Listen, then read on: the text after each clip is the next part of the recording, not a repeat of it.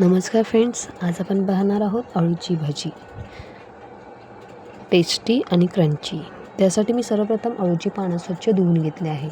त्यानंतर बारीक चिरलेला कांदा आणि अळूची पानं बारीक चिरून घेतली आहेत। त्यानंतर एका साईडला चिंचेचा कोळ काढून घ्यायचा आहे। अळूच्या पानांना खाज असल्यामुळे थोडासा चिंचेचा कोळ आपण ॲड करणार आहोत। त्यानंतर त्यामध्ये तिखट मसाला, मिरची पावडर, हळद, गरम मसाला, चिंचेचा कोळ, मीठ, बेसन असं सर्व ॲड करून हे सर्व मिश्रण एकजीव करून घ्यायचं आहे। यामध्ये पाणी बिलकुल वापरायचं नाही। हे सर्व मिश्रण छानपैकी त्यामध्येच मळून घ्यायचं आहे। त्यामध्ये पाणी ॲड केल्यानंतर ते नरम होण्याची शक्यता असते। त्यानंतर एका कढईमध्ये तेल गरम करून बारीक गॅसवर या सर्व भजी फ्राय करून घ्यायच्या आहेत।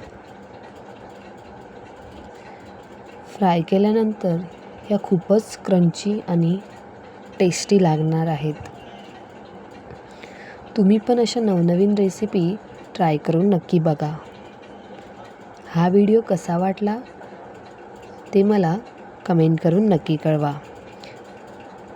बघा खूप मस्त अशा टेस्टी आणि क्रंची अळूच्या भाजी तयार झाल्या आहेत। तुम्ही पण खायला नक्की या।